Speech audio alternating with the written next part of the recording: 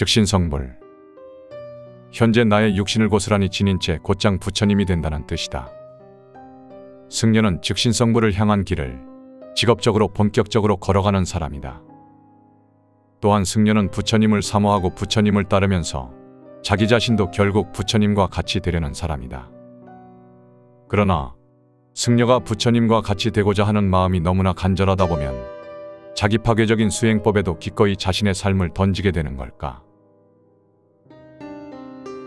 일본 야마가타 현에 사는 이 지역 불교 신도들에게 신성한 산으로 여겨진다. 일부 불교 사원의 수행자의 미라가 안치되어 있기 때문이다. 미라가 된 일본 승려, 혹은 미라가 되기 위한 일본 승려의 수행법을 즉신불이라고 부른다.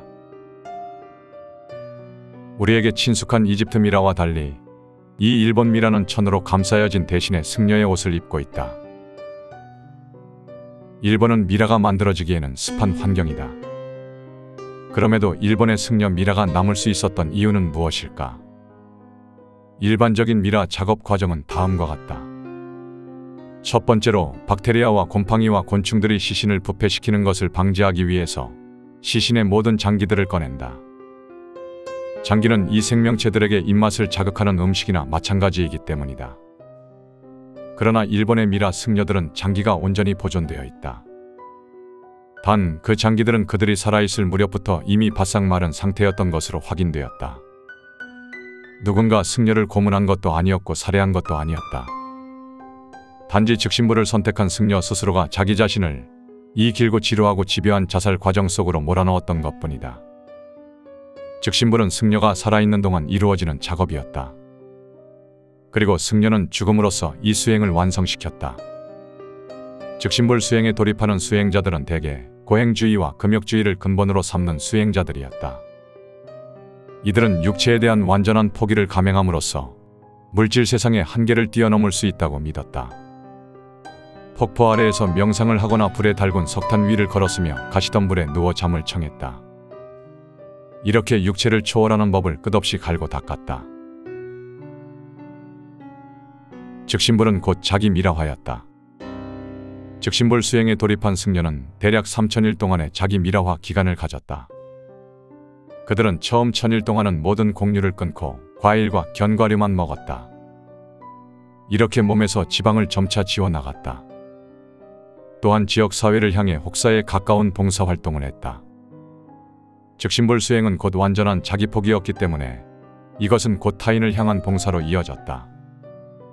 즉신불 수행자는 가난한 이들에게 먹을 것을 내어주고 병자를 돌보는 식으로 완전한 자기희생을 수행했다. 그 다음 1000일 동안은 오직 솔잎과 나무 껍질만을 먹었다. 온나무의 껍질을 우려낸 차를 마셨다. 온나무의 수에게는 강한 독성이 있다. 그래서 온나무 껍질을 차로 우려 마신다는 것은 독극물을 제조해서 들이키는 것과 같았다. 이 기묘한 자기 파괴적 식단에는 큰 목적이 있었다. 온나무의 독성을 자신의 체내에 점점 쌓음으로써 자신이 시신이 된 후에 곤충과 균이 접근하는 것을 방지한다는 목적이었다. 물론 이것으로 즉신불 수행자는 자신의 죽음을 성큼 앞당겨 오게 된다. 2000일간의 금식이 끝날 무렵에 즉신불 수행자의 몸은 쇠약해질 대로 쇠약해진다. 이 과정은 수행자들의 근본 이념인 고행주의를 충족시키는 과정이었으며 몸에서 지방과 수분을 전부 빼냄으로써 미라에 가까워지는 과정이었다. 임종이 코앞으로 다가온 즉신불 수행자는 소금을 가득 채운 좁은 무덤에 들어간다. 그러면 시종들이 무덤을 봉인한다. 무덤 안에서 승려가 숨을 쉴 수 있도록 작은 튜브를 연결해 놓는다. 즉신불 수행자는 마지막 나날 동안 소금에 파 묻힌 채로 좌선을 한다. 혹은 일심으로 부처님을 생각하면서 만트라를 외운다. 이렇게 깊은 명상 속에서 숨이 끊어지기를 참을성 있게 기다린다. 그들은 이따금씩 무덤 안에 마련된 종을 울렸는데 이것은 무덤 바깥의 시종들에게 자신이 아직 살아있음을 알리는 신호였다. 어느 날부터 종이 울리지 않는다는 것을 확인한 시종들은 호흡용 튜브를 제거하고 무덤을 완전하게 봉인한다. 그렇게 다시 1000일을 기다린다. 그 후 시종들은 무덤을 열고 시신의 상태를 확인한다. 시신이 썩지 않고 온전하다는 것은 즉신불에 성공했다는 것이다. 생명이 다한 육신은 썩기 마련인데 시신이 미라로 남아 형상이 온전하다는 사실은 그 수행자가 그만큼 신통한 힘을 보유했음을 증명하는 것이었다. 이렇게 하나의 즉신불이 완성되는 데에 걸리는 시간은 대략 3000일이다. 영예로운 즉신불은 곧 사원 내부에 안치되었다. 사람들은 그것을 살아있는 부처로 숭배했다. 미라화에 실패한다고 해도 사람들은 그런 즉신불 수행자들에게도 큰 존경을 표하며 장례를 치러주었다. 야마가타의 승려들은 다른 지역의 승려들보다 유독 즉신불의 성공 확률이 매우 높았다고 한다. 왜냐하면 죽기 전에 몇 년 동안을 신성한 샘이라 불리는 샘에서 물을 마셨기 때문이다. 놀랍게도 이 신성한 샘에서는 치명적인 수준의 독성이 검출되었다. 이것은 온나무 껍질차와 같은 효과를 발휘했다. 수행자가 사망한 이후에도 독성이 체내에 계속 쌓여 있었기 때문에 균과 곤충이 꼬이는 것을 방지할 수 있었다. 일본에서 가장 오래된 즉신불 미라는 야마가타 현의 혼묘지에 안치되어 있다. 이 미라의 이름은 혼묘카이로 그는 치열한 고행주의자였다. 즉신불은 곧 즉신성불을 가리킨다. 현재 나의 육신을 고스란히 지닌 채로 곧장 부처님이 된다는 뜻이다. 일본 불교의 즉신불 수행에 대해서 이해하려면 우선 슈겐도라고 불리는 중세 일본의 수행법을 살펴보아야 한다. 슈겐도는 7세기 무렵 중세 일본에서 성행한 수행법인데 밀교와 도교와 신도가 어우러져 나타났다. 슈겐도의 특징은 초인적인 고행주의와 금욕주의였다. 즉신불 수행은 이러한 슈겐도의 바탕을 두고 있던 것이다. 즉신불이 되기 위해 철저한 고행과 금욕을 이어갔던 수행자들은 이것을 깨달음에 이르는 길이라고 굳게 믿었다고 한다. 하지만 우리는 반사적으로 의문이 든다. 자기 몸을 미라로 만드는 것과 깨닫는 것이 도대체 무슨 상관일까? 라는 의문 말이다.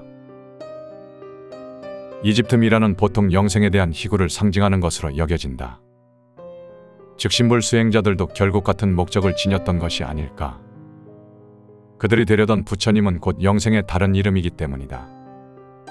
그러나 안타깝게도 우리가 잘 알다시피 영생이란 것은 몸을 미라화한다고 경험할 수 있는 게 아니다. 육신은 영원불멸과는 아무런 상관이 없는 것이다.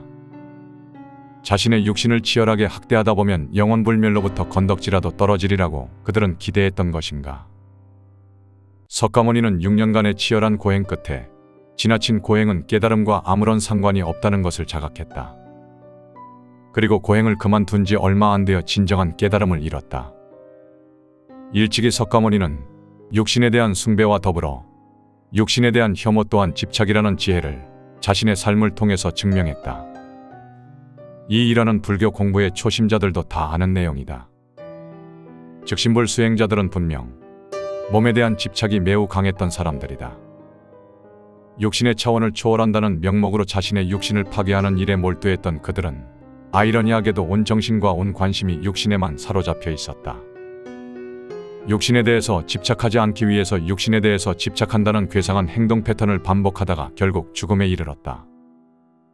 자신의 몸을 불상처럼 움직이지 않고 썩지 않는 것으로 만든다고 해서 스스로가 부처님이 된다고 믿는 것은 비뚤어진 신앙심과 부족한 지혜에서 비롯된 괴연상이 아닌가 싶다.